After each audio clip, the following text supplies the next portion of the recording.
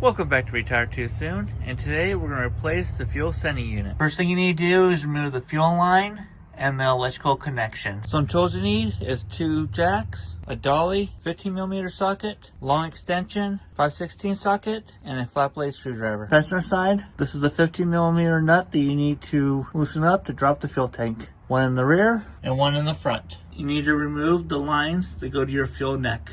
You got a fill and a breather. Put the 2 jack stands right there with a block of wood. Try to distribute the weight. Just put a little bit of tension, don't go too far. You want to do the 2 nuts so you can drop the tank. Do it slowly, both the nuts taken out, and I just need to drop it down. I need to go about halfway because I didn't undo the top fuel lines yet. I had to undo the drive shaft mount so I can get the strap off. You need to twist that to get it off and then pull it out. I'm going to attempt to do it without fully dropping it, but we'll see how much room I have. Make sure you have a pan to catch the fuel. Alright, after loosening it up, I'm going to try to take it out from up there.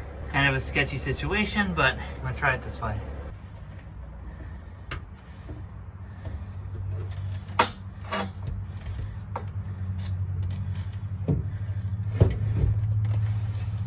Alright, let's see.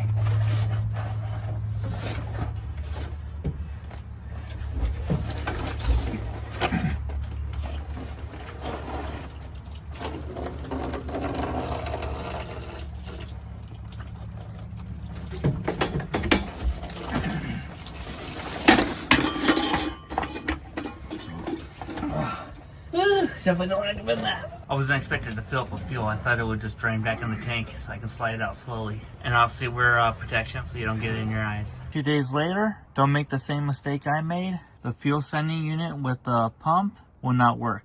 You need to get the one that is without the pump, and it's a lot more expensive than the one with the pump. So I got this over at AutoZone. This looks a lot more like stock, or at least the one I'm taking out. I don't know if it's the original one or not. Probably not. You could do it this way, or if you want, you can just replace the sensor. You can buy the level sensor right here. I seen on Amazon for like $130. This one was $575, I think, somewhere around there. Almost $600. Just gonna install it. Doesn't matter if it works or not. As far as the gauge, I need my truck up and running. So if this doesn't fix it, then most likely it's gonna be a wiring problem or it's in the gauge. When you put the fuel sending unit in, you need to put it in with the float in first, slide it down, then make sure you put it in the same direction you took it off, and then put the cap on it. They do sell a replacement cap, which I would recommend replacing. And you lift the tank higher so I can get the fuel lines on and just reinstall it. I can start hooking up some of the fuel lines so I don't have to do it in such a tight area. I'm still gonna leave the fueling side undone because I can get that easy from the other side. Now once you got everything hooked up on the tank, double check it. Next, it's time to install the fuel tank. Start jacking it back up. Make sure you have the bracket in place and tighten it down. Then you can slide the tank bracket up and tighten it down with the 2 nuts. One on the back, one on the front. Make sure you see that thing ain't going nowhere. Next, if you took this drive shaft mount off, don't forget to tighten it back up, put it how it was. Otherwise, you're gonna have a very bad day. Now that you got that good and tight, you wanna reconnect your fill and return line. Make sure that you double check all your lines, and then you wanna do a test to see if you're leaking fuel before you start the truck. Well, it looks like I've left my truck on for the past 2 days. Just installed new batteries from Costco. I got 2 of them, so it should crank up nice. All right, what you want to do is turn the key on, go to the back, hold on. Let the pump run without the engine running, check for leaks. It's a good sign I see the gauge move. So you want to come back in and start the truck, and then check for leaks again.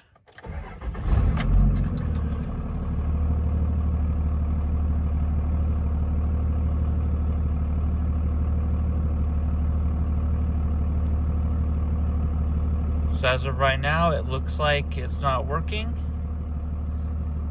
Here's the mileage for my record. This is how you can check your gauge. Hold down the trip button. Key in the off position. Turn the key to on. Do not start. Hold it for 10 seconds. You'll see it says check right there. If there's a problem, a code will show up, which I can't really see. It looks like all zeros or 8 or something. And then it'll go into a system check. and it'll start testing all the gauges.